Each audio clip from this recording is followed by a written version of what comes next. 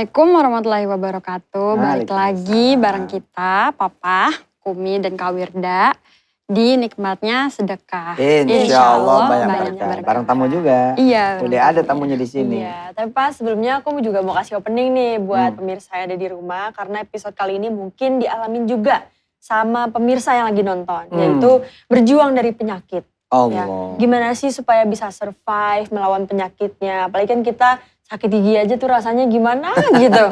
Puyeng aja langsung nyari obat ya kan. Nah mungkin ada juga nih yang sedang mengalami penyakit kronis atau lagi jalanin kemo atau misalnya terapi Bener apa itu. gitu ya. Bener. Yang ngerasa hidup tuh kayaknya udah di ujung gitu. Nah hari ini pemirsa kita akan berbicara dan menggali ilmu serta pengalaman dari Mbak yang satu ini. Mbak Alia. Alia. Masya Iya. Allah. Gimana kabarnya Mbak? Alhamdulillah. Alhamdulillah sehat ya. Dan aku dengar beliau juga penulis novel Pak. Iya banyak ya ininya. Jangan pedagang juga nih. Iya Ustaz. Oh iya bener. Pedagang juga. Iya bener katanya. Subhanallah. Mbak, apa yang bisa dibagi dari pengalaman Mbak? Waktu 2006 Ustadz baru lulus sekolah SMK. Jadi emang saya ada sakit dari kecil Pak Ustadz. Jadi lebih gampang capek, gampang meriang, pusing kepala, terus ngilu tulang juga gitu. Kok pingsan-pingsan enggak? Iya pingsan waktu SMA bentar-bentar pingsan Pas gitu pingsan kan. enggak sadar pasti ya? Enggak, dikiranya Iya, itu. iya. Jadi awal-awal dikiranya cuma sakit emah atau demam biasa gitu. Nah ternyata karena udah terlalu keseringan punya batuk tuh gak sembuh-sembuh sampai 3 tahun Pak Ustadz. Ya jadi dari kelas 1 SMA sampai lulus itu masih batuk. Akhirnya ke dokter diceritakan riwayat penyakitnya apa aja gitu, apa yang dirasakan. Ternyata sama dokter umum diminta ke spesialis. Dari spesialis diminta nanti untuk rujukan tes lupus.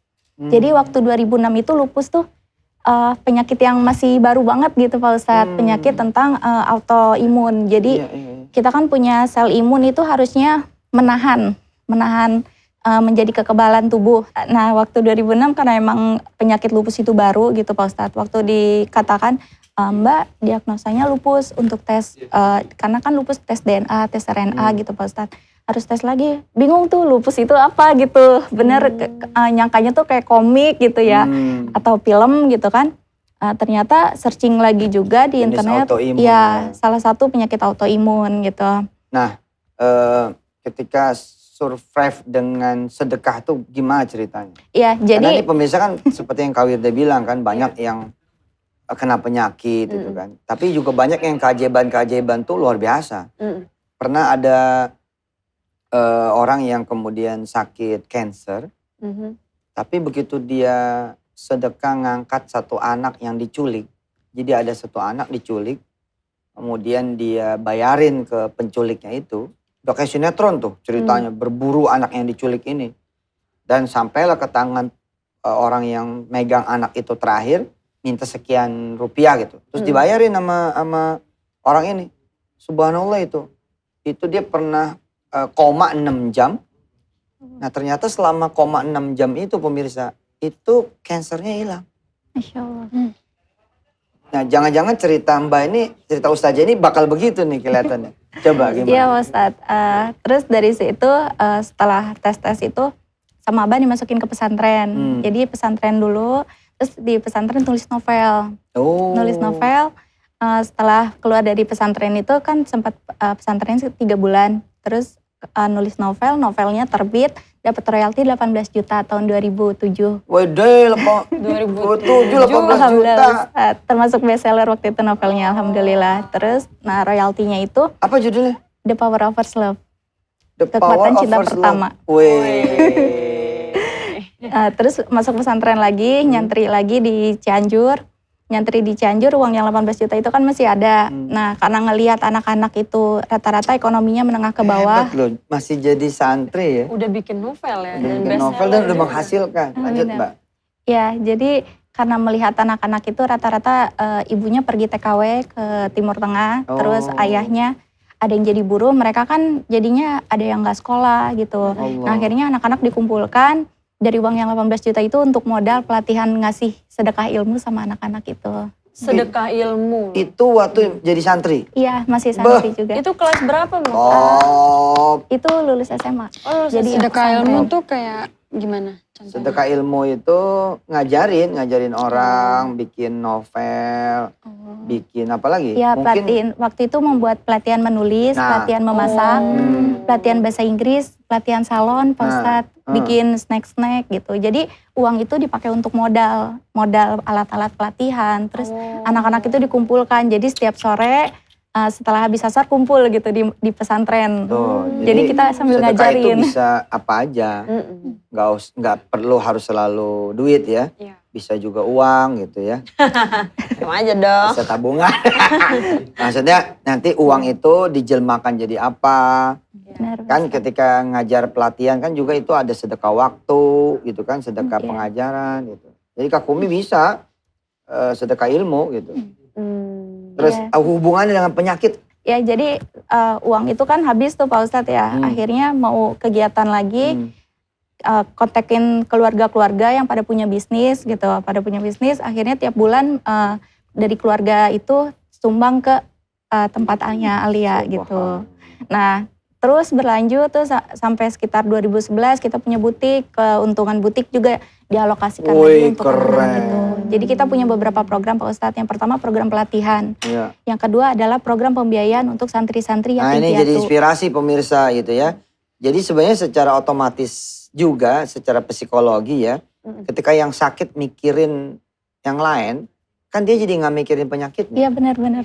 Ya kan? Gitu Benar kan? banget, Pak Ustadz. Sehingga lama-lama karena si penyakit nggak dipikirin, si penyakit marah kan. Gue nggak dipikirin sih. Aku pergi aja deh. Gitu. Benar banget Hah? Pak Ustadz ya. Benar nggak? Insya Allah ya benar Iya banget. benar. Iya, jadi terutama Alia sering menonton ceramah-ceramahnya Pak Ustadz. Serius? Iya Pak Ada Ustadz. spidol nggak? Buat apa nih? Tanda tangan di kerudung. Masya Allah. Beneran Iya, Ustaznya Pak Ustadz. nonton Ustadz. Iya, kan guru secara tidak langsung gitu Terima Pak Ustadz. kasih, Masya Alhamdulillah. Allah. Ya, Kita yang jadi- hari ini belajar loh Kak ya. Iya betul. Pemirsa hari ini kami yang belajar dan kita semua belajar dari seorang Alia. Dan akhirnya lupusnya gimana? Iya, jadi lupusnya itu kan sampai sekarang sebenarnya udah 14 tahun lupus ya Pak Ustadz. Dari umur 18 gitu. Nah terakhir itu memang sebelumnya udah sering keluar, lupus itu kan harus 3 bulan sekali tes darah ya Pak Ustadz. Oke. Nah kalau Alia tuh nggak 3 bulan, per 6 bulan sekali. Jadi setelah 6 bulan tes darah lagi, tes darah rutin Ya selama Allah. kurang lebih 14 tahun itu. Sebenarnya sama dokter dimintanya itu setiap habis ke dokter dikasih resep. Resepnya kan lumayan jutaan ya Pak Ustadz Oh ya? ya kalau untuk obat antibody itu. Obat autoimun itu gitu kan. Nah Alia mikirnya gini, daripada buat beli obat jutaan gitu kan. Ini saya suka banget. Ini saya suka banget. Ini.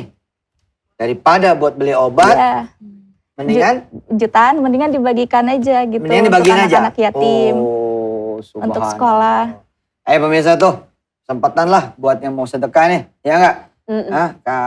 Kita sehat badannya kan. Anggap aja beli penyakit, betul nggak? Iya kita beli penyakitnya terus kita buang gitu loh. Jadi Mbak Alia memilih nyedekain aja Iya. daripada beli Beli obat dan ke berobat. dokter. Oh Masya Allah. Top ya. Tapi kalau ada orang nih Pak seumpama yang dia tetap milih lewat jalur obat, tetap minum obat Atau berobat. atau berobat. Ya itu sepanjang itu bukan jadi Tuhan ya. Sepanjang jadi ikhtiar. Dan jadi ibadah. Insya Allah itu berobat dan obat itu jadi ibadah. Tapi kan hidup ini selalu punya pilihan. Ntar gimana-gimana. Kita coba setelah yang berikut ini. Nikmatnya sedekah. Insya Allah banyak berkah.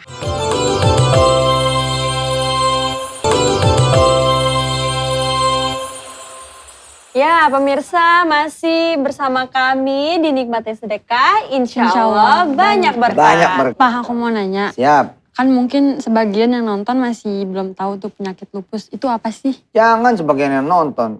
Kamu juga mungkin Iya, aku nggak nggak tahu. Lupus itu apa ya? Ya, lupus itu salah satu penyakit autoimun. Jadi kalau kita punya kekebalan tubuh harusnya melindungi kita, protect. Ini malah Tetapi nyerang. ini malah menyerang karena kelebihan over. Autoimunnya over. Bentuk gitu. yang paling gawatnya Iya. apa ya? Ah, Pingsan kah atau? tergantung Ustadz, ada 3 jenis lupus. Lupus yang pertama adalah lupus kulit yang merah-merah kayak kupu-kupu gitu Pak Ustadz. Oh iya.